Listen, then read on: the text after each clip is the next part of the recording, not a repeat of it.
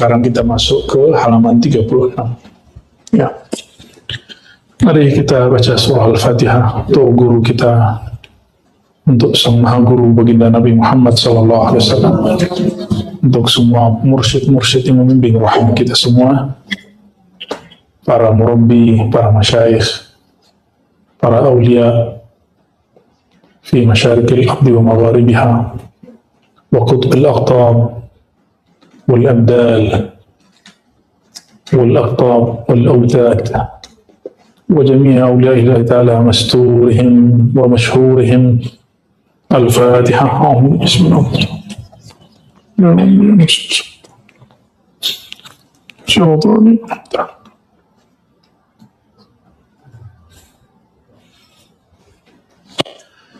وخصوصا إلى مولانا الإمام محي الدين ابن عربي. الفاتحة. بسم الله.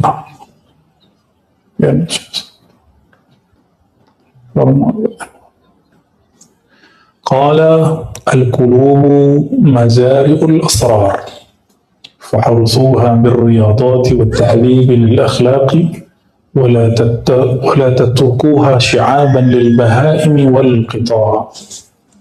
والقطاع. Al-qulub, kolbu itu mazari'ul asrar. Mazari' jamak dari mazra'ah berarti ladang-ladang. Ladang apa? Ladang rahasia-rahasia. Marhaban, ya. Kolbu itu ladang daripada rahasia. Rahasia isinya apa? Ma'rifatullah, mengenal Allah. Jadi di mana ditanam asrar? Di kolbu. Bagian terdalam kolbu itu namanya sir. Ya. Fahrusuha, maka bercocok tanamlah. Itu makna pertama. Fahrusu juga bermakna maka jagalah ia. Jadi bercocok tanamlah, tanamilah, jagalah ia si kolbu dengan apa? Dengan dua hal. Berriyadat, dengan riyadah. Riyadah itu artinya latihan-latihan. Latihan itu sesuatu yang meletihkan dan melelahkan dan dia diulang-ulang. Itu yang disebut latihan.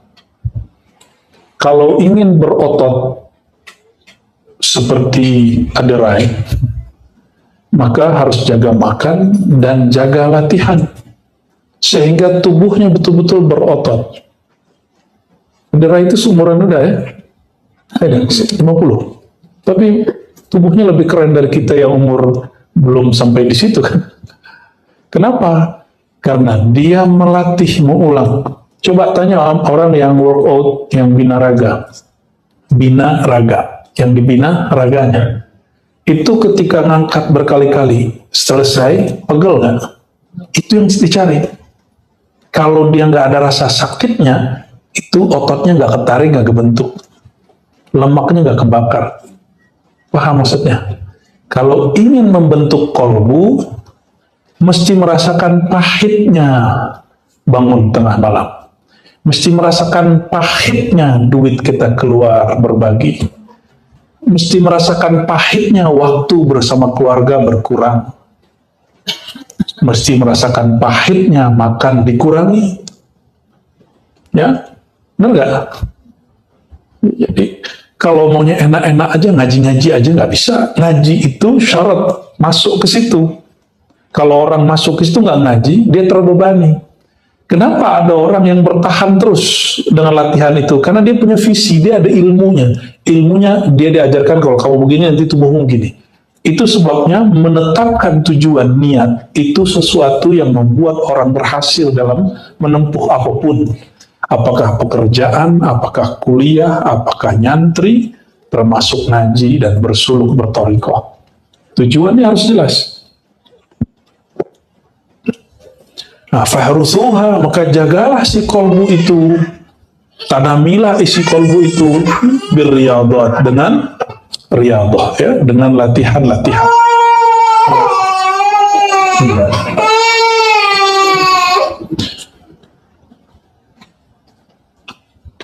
Jadi adakah ada orang berhasil tanpa mengulang-ulang pekerjaannya setiap hari? Terus kenapa hari ini para salik, para murid itu ngeluh? Saya dizikir sama si Anu nggak ada rasanya. Gitu. Saya udah dizikir sama si Anu nggak ada tuh makom-makom begitu. Nggak ada rasa, nggak ada makom. Itulah rasa dan makom. Orang tahu itu nggak ada rasa karena dia tahu rasa itu apa. Ya, banyak sekali yang mengeluhkan kepada kami ya, di mana-mana, di semua zawiyah, di semua surau, di semua majelis zikir. Kok saya zikir gak berasa apa-apa? Ya karena kurang rajin. Yang baru dirasakan pahitnya, belum merasakan manisnya. Coba rajin, lama-lama nanti ya seperti ototnya sakit, nanti lama-lama jadi enak. Ya, orang-orang latihan apa saja. Saya dulu senang latihan apa? Kita dulu ikut tarung derajat, ikut karate, ikut silat. Saya suka ikut ya. Itu kalau latihan awal-awal pegel, tapi lama-lama kalau nggak latihan pegel. Nah sama, orang-orang kalau sudah terlatih, justru kalau dia tidak berlatih dia pegel. Nah, kita baru letih pertama sudah mundur. Khidmat capek nggak? Capek. Capek khidmat itu, lelah. Bahkan kadang-kadang hati kita kayak, emang gini perjuangan? Apa sih yang aku perjuangkan gitu? Pasti gitu. Bisikan itu akan selalu ada dan itu mesti ada. Nah itulah rahasia syahadat dan doa munajat ilahi anta maqsudi. Nah, itu cara melatih nafsiyah yang mengganggu kolbu. Itu namanya riyadhah nafsiyah. Ada riyadhah si kolbu itu sendiri, kolbiyah itu menyebut nama Allah diulang. Ada riyadhah sirriyah. Apa riyadhah sirriyah? Latihan menerima asrar-asrar walaupun rumit, sulit dipahami otak memang nggak bisa paham, yang bisa paham cuma sir. Jadi kalau ada orang ngaji ma'rifat jangan ini mah berat, jangan, dengerin aja. Itu buktinya Buya Aldomi buka sirul asrar banyak yang minat, ya kan? Betul nggak? Alhamdulillah. Para nyantri kapan paling dapatan pesantren kilat. Tapi pada doyan kan, pada demen, pada seneng, malah kecanduan. Bu Aldomi nanya kemarin, kitab apa lagi nih? Ulang lagi kitabnya sampai mateng. Mateng di luar kepala itu. Itu salah satu sir struktur kemarifatan yang pernah ada diwariskan oleh Maulana Sultanul Aulia Syekh Muhyiddin Abdul Qadir Jilani. Antum udah pernah saya kasih tahu. Tarikot saya, Naqsyabandiyah Al-Khalidiyah, semua Khalidi Qadiri. Tapi tidak semua Qadiri Naqsyabandi. Nah itu ya. Kenapa? Karena Tarikot Naqsyabandiyah Khalidiyah di salah satu khatamatnya itu mengamalkan kesimpulan-kesimpulan dari wirid-wirid Syekh Abdul Qadir Jilani, Najmuddin Kubra, Tarikot Kubrawiyah, Tarikat Khistiyah, ya. Baru Syekh Bahaddin Shah Naqsyabandi ya.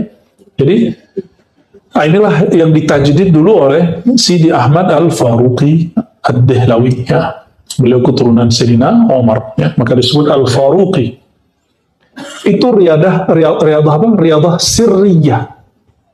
Nah, orang yang melatih sirnya barulah sirnya kuat menampung ilmu ma'rifat. Jadi orang rajin zikir belum tentu sanggup ngaji ma'rifat. Belum tentu sanggup. Ya. Orang yang latihan zikir belum tentu sanggup ngapain? Ngaji ma'rifat. Karena ma'rifat sama zikir beda. Ma'rifat itu mengenal yang punya nama di dalam zikirmu itu. Sedangkan zikir mengulang-ulang. Kata saya. Fadal. Dah, assalamualaikum. Biasanya pakai dah sama kita. Maka di atas puncaknya baru ar-riyadhah ar-ruhiyah. Berarti riyadhah ada berapa jenis? 4. Ya, ini semua dari kitab. Ya, kita ngambil dari kitab. Kan antum maunya kita dari kitab, nggak mau dari kolbu. Ya, kan nanya, mana kitabnya? Mana dalilnya? Ini kita kasih. Ya. Dan itu dijelaskan dengan baik kalau oleh Imam Najmuddin Al-Kubra, tapi beliau menyebutkan 3, disimpulkan. Semua thariqah itu beliau simpulkan 3. Dalam Risalah At-Turuq Ilallah, thariqah itu 3 aja bagiannya. 1, thariqah abidin, ahli ibadah, sukanya sholat, zakat, puasa, riyadhah, ziarah, haji, umroh, ulang-ulang. Itu thariqah abidin, thariqah kebanyakan ahli ibadah. Thariqah ini juga bila disebut thariqah zahidin, orang yang zuhud, ya. Tapi tidak semua yang abid itu zahid. Yang kedua, thariqah salikin, orang-orang yang bersuluk, berkhalwat dengan cara riyadhah nafsiyah dan qalbiyah, 2 itu. Jadi dia mengurangi tidurnya, memperbanyak zikir kolbunya, memperbanyak puasanya, memperkuat rasa sabarnya.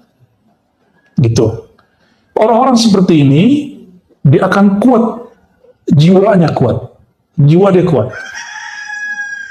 Tapi mereka masih pemula dalam ma'rifatullah.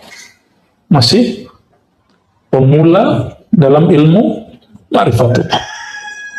Maka beliau mengatakan ada thariqah ketiga as-salisah. Imam Najmuddin Al-Kubra dalam kitab apa?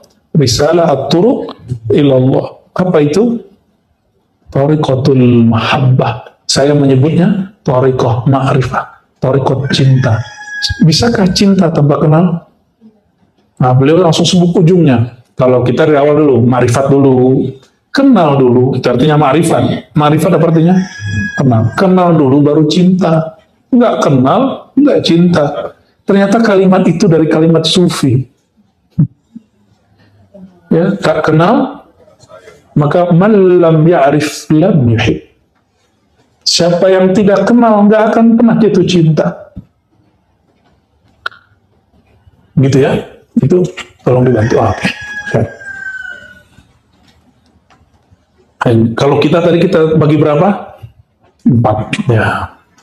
4 ini kira-kira sudah diringkas-ringkas, ditambah-tambah mana yang ketinggalan. Yang terakhir riyadhah ruhiyah, itulah isinya ma'rifat, mahabbah, ma'rifat, mahabbah. Apa yang dimarifati? Semua sisi tentang Allah. Tetapi thariqat ruhiyah, araftu rabbi bi rabbi, kata Sayyidina Ali. Aku kenal Allah karena Allah mengenalkan dirinya kepadaku. Jadi kalau Allah nggak mengenalkan dirinya, Allah mengenalkan diri dengan 2 wajah. Ada wajah uluhiyah, maka Allah datang bertajalli langsung ke dalam diri orang itu dan mengatakan, ana rabbuka. Itu seperti Nabi Musa. Hei Musa, ya. Falamma ataha nudiya ya Musa. Ya. Maka tatkala Sayyidina Musa datang kepada cahaya api yang ada di Tursina, Gunung Sinai itu, maka ada seruan, ya Musa, innani, sesungguhnya aku, gimana kalimatnya? Sani, innani ana rabbuka, gitu ya. Falamma ataha nudiya ya Musa, ya. Maka tatkala datang dia kepadanya, maka diserulah Musa, wahai Musa, ana rabbuka fakhla'na alaik innaka bil wadil muqaddas tuwa. Aku larang rampas, coba diluruskan sama Hafiz Dawami ini. Akulah Tuhanmu. Jadi yang berseru siapa? Nah, itu Allah bertajalli lewat sama, lewat kalam. Kepada siapa? Sayyidina Musa. Nah, itu namanya apa? Itu tajalli atau ta'rif uluhiyah. Allah mengenalkan keuluhiyannya, kerububiannya langsung kepada Sayyidina Musa. Ada yang lewat perantara, lewat guru, lewat nabi, lewat wali, lewat syekh, lewat orang tua, lewat kiai. Nah, itu sama, cuma beda makom. Cuma beda makom, ya. Dan itu juga terjadi pada Syekh Abdul Qadir Jilani. Dalam kitab beliau, Al-Fathur Rabbani, beliau menyebutkan hal tersebut. Dan akan berlanjut kejadian itu kepada semua wali-wali kutub sampai akhir zaman. Akan berlanjut. Ya, jadi ayat itu ditulis begitu supaya orang faham, ulama pewaris para nabi. Ini rahasia nih ya. Ini bukan wali kutub kalau Allah nggak mengenalkan diri kepada dia. Gitu aja, kontan cash, kita main cash aja sekarang. Banyak banget orang-orang merendahkan wali atau mewalikan orang yang tidak wali hari ini. Sembarangan ngasih gelar-gelar kutub. Kutub kupret kali. Sorry, ya, jelas kaidahnya. Jelas kaidahnya. Itu diturunkan sendiri oleh Allah Ta'ala, diterjemahkan Sayyidina Ali karramallahu wajhah. Apa kata beliau? Araftu Rabbi. Rabbi itulah kekutuban beliau, Sayyidina Ali. Tugasnya apa? Jangan dibedakan. Ini dia wali kutub. Tugasnya apa? Ana madinatul ilmi, kata Rasulullah SAW. Wa aliyun babuha. Aku pintunya ilmu. Itu tugas kewaliannya. Gitu ya. Bisa dibedakan? Salam. Jadi bisa dibedakan? Ya. Fahrusuha birriyadati wa tahdhibil lil akhlaq. Coba lihat. Hari ini orang membayangkan tasawuf itu cuma urusan melatih akhlak kepada makhluk. Mereka lupa akhlak kepada Khalik. Akhlak kepada Khalik. Jadi tahzibul akhlak ada dua. Akhlak tiga malah. Akhlak kepada dirimu, akhlak kepada sesamamu, lalu akhlak kepada Rabbmu. Tapi hari ini kita sering dengar tasawuf itu cuma sabar-sabar. Ya, apalagi syukur, nerimo. Iya, itu benar. Cuma untuk sampai ke sana, kalau nggak dilatih nggak mungkin. Dan aqul lakum ya ikhwah, as-sabr al-mutlaq la yaqa'u 'ala as-sabirin illa bi ma'rifati al-mubli alaih. Orang itu nggak sampai kepada makom sabar yang mutlak kalau dia tidak mengenal siapa yang mengujinya. Oke? Jadi sabar ini juga ada dua, ada sabar mutlak, ada sabar nisbi. Sabar mutlak itu sabar ahli ma'rifat. Mereka kenal siapa yang cubit diri mereka. Mereka kenal siapa yang memberi musibah mereka. Kalau yang nyubit kekasih, marah nggak? Sabar nggak? Minta lagi. Paham? Kalau yang membebani adalah kekasih, kapok nggak? Malah nanya, kok kamu nggak minta, Neng, gitu? Kok kamu nggak minta jajan? Malah kita bingung. Itu contoh. Bahwa sang kekasih tidak merasa dibebani oleh kekasihnya. Adakah zat yang lebih sayang kepada kita daripada Allah Subhanahu wa Ta'ala? Allah pernah ngeluh nggak mantum semua? Kita kan yang suka ngeluh sama Allah. Ya. Allah pernah khianat nggak beberin rahasia itu? Kita yang menuduh Allah. Kita yang menuduh Allah berkhianat, padahal kita yang berkhianat. Ya. Jadi tahzib itu artinya menata akhlak. Apa arti tahzib? Menata. Tahzib itu juga berarti meringkas. Maka yang tepat di sini adalah menata akhlak. Sanggupkah menanam sendiri, berlatih sendiri? Sanggupkah menata sendiri? Berarti wajib punya. Terus kalau antum sanggup silakan coba aja sendiri. Coba sendiri kalau nggak baca. Cobain sendiri. Ya. Baca kitab mah gampang. Diuji coba. Ngaji mah gampang ya. Setengah jam, 1 jam rasanya 1 menit, 2 menit. Coba duduk zikiran setengah jam. Kesemutan. Dari tadi nggak kesemutan kan? Lupa nih baru ingat kesemutannya. Nah, kalau nggak mungkin seseorang itu dapat berakhlak kepada Allah kalau dia tidak mengenal Allah. Mengenal Allah mulai yang basic, kenal nama, kenal af'al perbuatan, kenal sifat, baru kenal zat. Makanya ada kitab Al-Maqsad Al-Asna, ini saya belum sempat mohon maaf kepada teman komunitas kita di Jerman. Kajian kitabnya gantung. Al-Maqsad Al-Asna yang kajian Zoom belum saya lanjutkan lagi. Mungkin nanti kita lanjutkan lagi. Kalau ada yang punya teman di sana, sampaikan maaf saya ke teman-teman kita di Jerman ya. Kitab Al-Maqsad Al-Asna. Itu kitab sudah mau selesai itu syarahnya. tinggal dikit lagi namanya, nama-nama Allah. Nah, di situ Imam Ghazali memberikan dua rumus. Ada nama yang untuk ta'alluq, untuk mengaitkan, menggantungkan hati kepadanya. Nggak boleh ditiru nama itu. Contohnya Allah. Nama Allah nggak boleh ditiru. Ini menurut Imam Ghazali. Ya, kita beda dikit. Ada tambahan. Kan ada syaratnya. Ya, kan boleh beda antar zaman. Sebelum beliau juga belum banyak yang menjelaskan ta'alluq dan takhalluq. Beliau juga beda dengan guru sebelumnya. Beda di situ bukan lit tadat, itu lit tanawwu', bukan bentrok, tapi menunjukkan dinamika pengalaman. Kalau beliau kan nggak boleh katanya bertakhalluq billah, itu nggak boleh. Berakhlak dengan nama Allah nggak boleh katanya. Itu menurut Imam. Nah, ini bekas daripada ilmu kalam yang masih tersimpan dalam nafsiyah Imam Ghazali, dan itu normal dan itu bagus.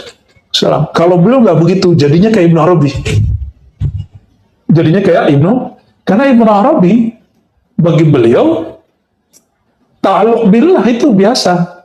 Makanya muncul ungkapan beliau al-wahdah al-mutlaqah. Beliau nggak pernah ngomong wahdatul wujud. Aqul lakum ayyuhal ikhwah, Ibn Arabi ma yaqulu abadan wahdatul wujud. Innama qala wahdah al-mutlaqah. Beliau nggak pernah ngomong wahdatul wujud, satu wujud, nggak. Beliau bilang cuma wujud mutlak. Wujud, karena wahdatul wujud bukan mustalah beliau, tapi istilah yang dikeluarkan oleh imam setelahnya, yaitu Ibnu Sab'in. Siapa nama imamnya? Nanti 2 bulan lagi terbit bukunya tentang Ibnu Arabi. Dulu tulisan waktu saya masih S1, tapi kita kembangin. Nanti ada sanad hadisnya, ada sanad mazhabnya, ada sanad. Cuma itu sudah diplagiasi banyak orang. Tapi mereka nggak bilang itu dari tulisan kita. Tapi nggak apa-apa. Ilmunya kan bukan ilmu saya. Kalau ada orang plagiasi, itu plagiasi. Dia ambil, tapi dia nggak ngaku ngambil dari buku kita. Ya nggak apa-apa ya. Kita lagi ngamalin ilmunya Imam Syafi'i. Ya, Imam Syafi'i mengatakan, jika aku mengajarkan suatu ilmu, maka janganlah aku berharap ilmu ini tidak dinisbatkan kepadaku. Assalamualaikum. Ya. Marhaban. Ya. Oke. At-tahzib lil akhlaq. Jadi beliau mengajarkan apa? Ta'alluq. Ta'alluq kata Imam Ghazali, takhalluq. Ya. Tapi alasan beliau kuat. Ternyata ini mengikuti pola Imam Al-Baihaqi bahwa ada sifat zati, nama zatiyah, ada nama fi'liyah. Apalah itu? Nih, coba dimiringin ini, miringin ya. Nama Allah. Ini ma'rifatul asma ya. Belajar nama-nama Allah ya. Di dalam Al-Quran banyak sekali ayat menyebutkan, di surat Thaha misalnya, Allahu la ilaha illahu lahul asma'ul husna ya.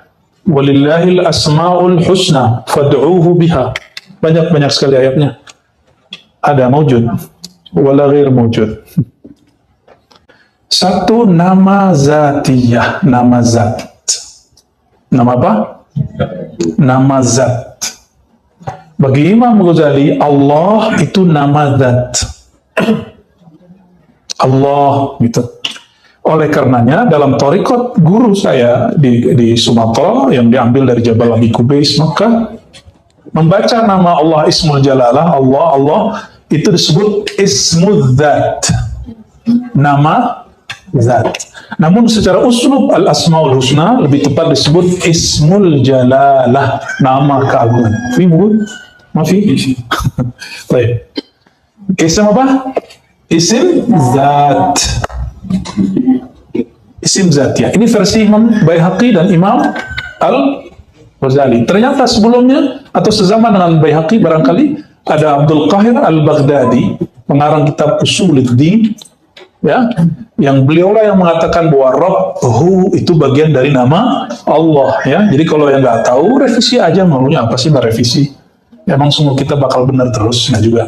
Emang kita nggak pernah salah? Nggak mungkin juga. Emang semua kitab kita baca kan nggak juga. Apalagi saya ya. Salatin, kamu kopiahnya bagus sekali.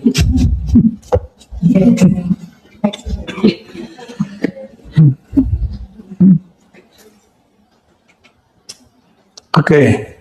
Yang kedua,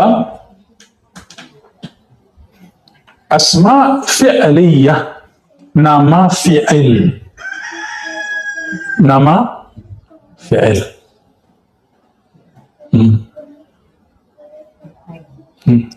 Itu aja dua lah, dua aja lah cukup. Jadi dua ya, nama zat dan nama. Nah, ini versi mereka. Nama fi'il, Razzaq, maha memberi rezeki. Khaliq, Khalaq, maha mencipta. Al-Badi' yang mencipta tanpa perlu contoh dan konsep. Lagi, maka orang Al-Badi' dia yang mengajar, mencipta, membimbing, menulis tanpa perlu kerangka teori. Karena teorinya sudah diciptakan Allah. Itu Abdul Badi' namanya. Ya, mereka membahas Asmaul Husna. Jadi Asmaul Husna itu mereka bagi segitu. Nama zat, nama fi'il. Ya. Mau versi terbarunya nggak? Ya, udah segitu aja dulu.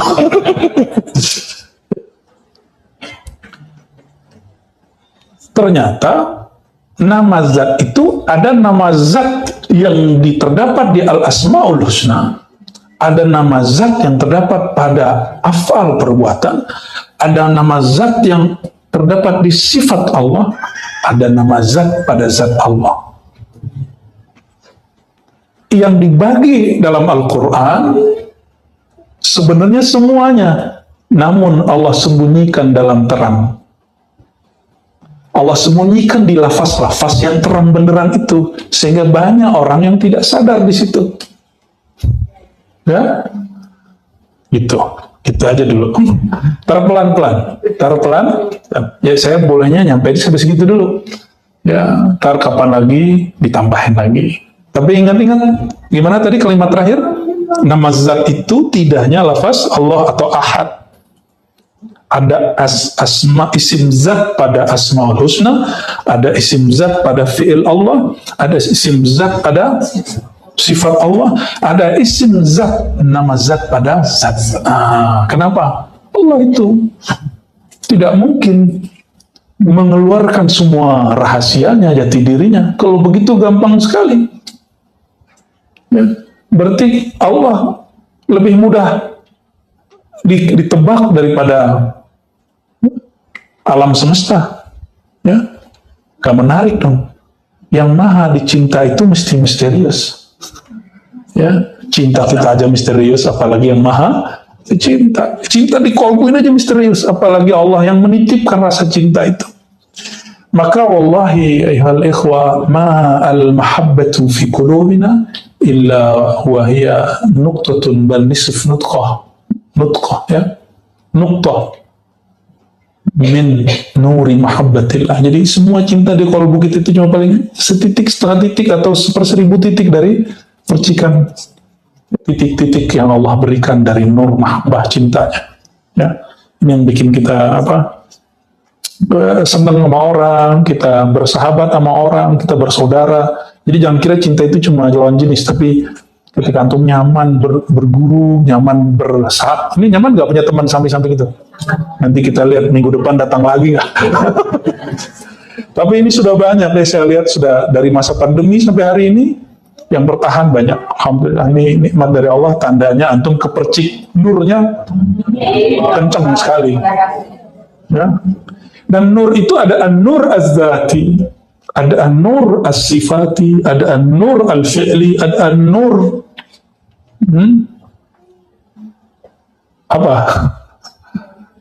al-ulwi. Nur al-ulwi kita sebut Asmaul Husna. Khalas. Ya, tapi kalau beres. Maka yang disebut al-ismul a'zam, yang dikira orang ismul a'zam itu apa gitu ya? Ya, ini ada yang dikira orang awam, ada yang dicapai para salik, ada yang dicapai para ahli ma'rifat. Beda-beda lah.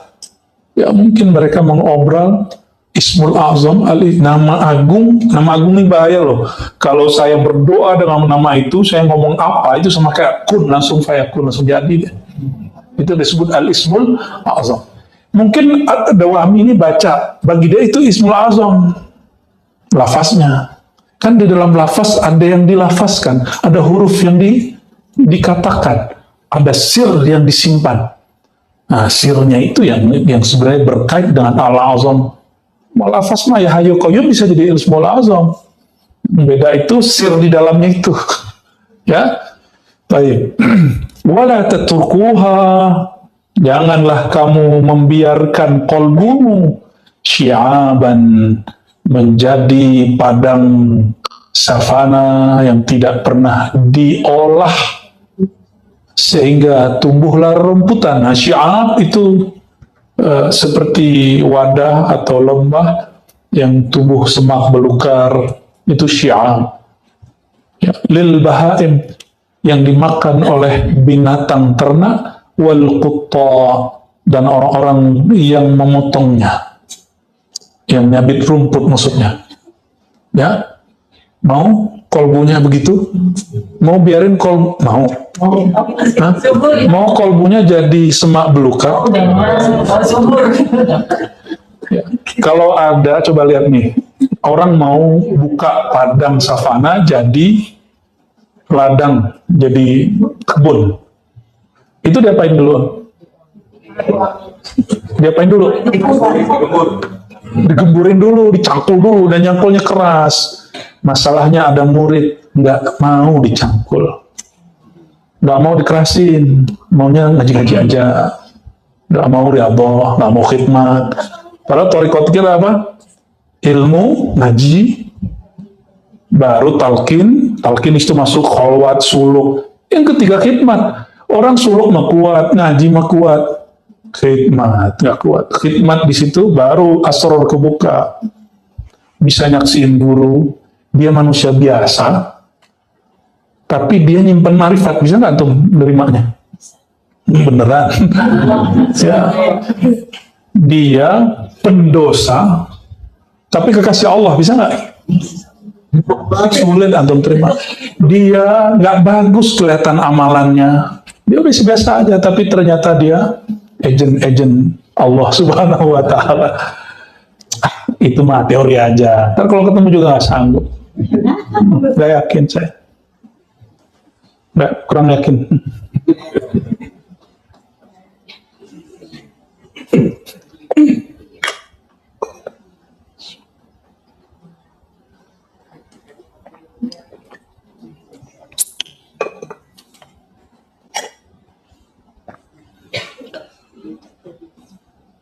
Yang disebut bahaim dan qutta siapa? Bahaim itu nafsiyah bahimiyah, sifat tamak dalam diri. Qutta itu sifat buas di dalam diri. Jadi jangan biarkan kolbumu dikuasai oleh sifat hewani, baik hewan ternak ataupun hewan buas. Nah, jadi kalau di Quran ada kalimat ulaika kal an'am, mereka seperti binatang ternak, itu ini penjelasannya. Jadi ini bukan untuk orang yang beda paslon sama kita. Bukan karena dia 01, 02, 03, kan sekarang lagi begitu kan? Enggak, ya. Saya mendoakan mereka semuanya diberkahi Allah, ya, diberikan yang terbaik bagi Allah. Kalau yang terbaik, biar Allah memilihkan, ya, yakhtar fima la takhtar, ya, dia yang pilih, bukan engkau yang pilih. Nah, kita zahirnya aja yang nyoblos, jangan golput ya, jangan golput, ya. Kalau antum golput, waduh gawat ini. Orang-orang yang ngaji juga golput, gimana yang nggak ngaji ntar ya?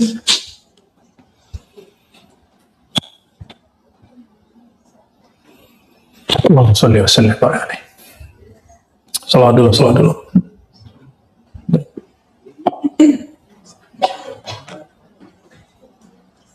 Allahumma sholli wa sallim wa barik alaihi wa ala alihi. Sallallahu alaihi. Insyaallah. Ya Rasulullah, ya Nabi, laka syafa'a.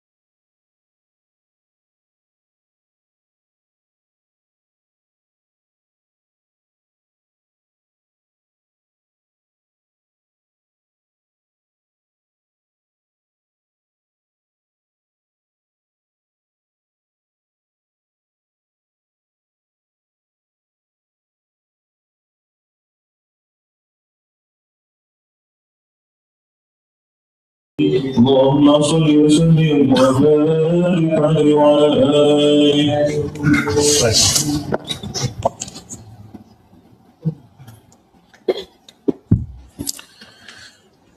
Lanjut. Halaman 36. Bismillahirrahmanirrahim. Qala khalaqaka al-haq min qabl wa lam taku syai'a. Wa qala wa la tajlis ma'allah min kaunihi khaliqan lirrizq. Nah, ini sudah mulai keras. Beliau sudah mulai tegas. Jangan kamu wiridan, berdoa, berhaji, berumroh, riyadhah, bertariqah, bersolawat, zikir, karena dia pencipta engkau dan memberi rezeki engkau. Diulangi. Jangan kamu menyembahnya sebatas karena dia menciptamu dan memberi rezekimu.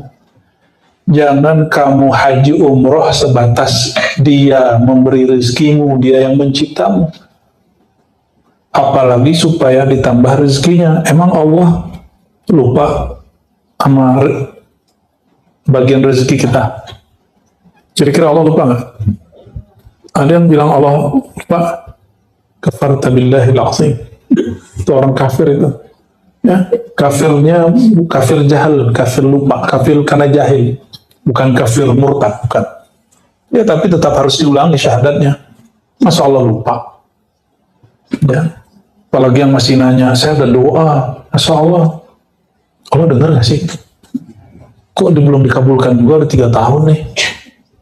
Mau lo dengar gak? Ya berarti yang kita minta bukan yang semestinya kita minta, makanya Allah gak kasih.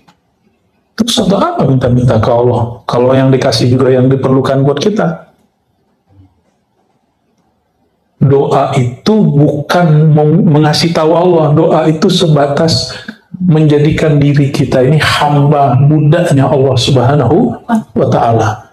Itu sekedar itu, nggak lebih dari itu. Oleh karenanya semua para kekasih Allah itu punya munajat doa, menunjukkan sir ubudiyahnya. Sir ubudiyah hilang, nama ini muncul namanya walayah, kewalian. Itulah yang disebut murad. Murid kalau sudah hilang kudrat iradat dia, fana dirinya, nyatalah kudrat iradat Allah, bernama dia murad, yang dikehendaki Allah. Barulah itu diundang, wahai jiwa yang tenang. Ya, kembalilah, irji'i, ya, pulanglah kepada Allah. Itu baru diundang, murad. Allah menginginkan dia. Allah menginginkan dia. Baru dikasih nama. Irji'i ila rabbiki. Ada nama yang Allah buka, radiyah, mardiyah, mutmainnah. Ya, itu nama yang Allah buka. Radiyah mardiyah itu adalah salah satu sayap dari nur Sayyidina Muhammad sallallahu alaihi wasallam. Maka semua nama itu dari nur beliau. Ini metodologi nama. Kenapa ada nama ruh, nama qalbu, nama akal, nama badan, nama jiwa, semua ada di situ. Nah, khusus murad yang disebut oleh Imam Syekh Abdul Qadir Jilani, yang diingkari oleh orang-orang ahlu zahir yang matanya ngakunya bertorikot, ngakunya bermuktabarah, tapi ternyata menolak konsep ini. Ya nggak apa-apa sama kita, cuma dia nggak punya bagian di sini berarti. Coba perhatikan kalimatnya. Kalau murid sudah jadi murad, apa kata Syekh Abdul Qadir Jilani?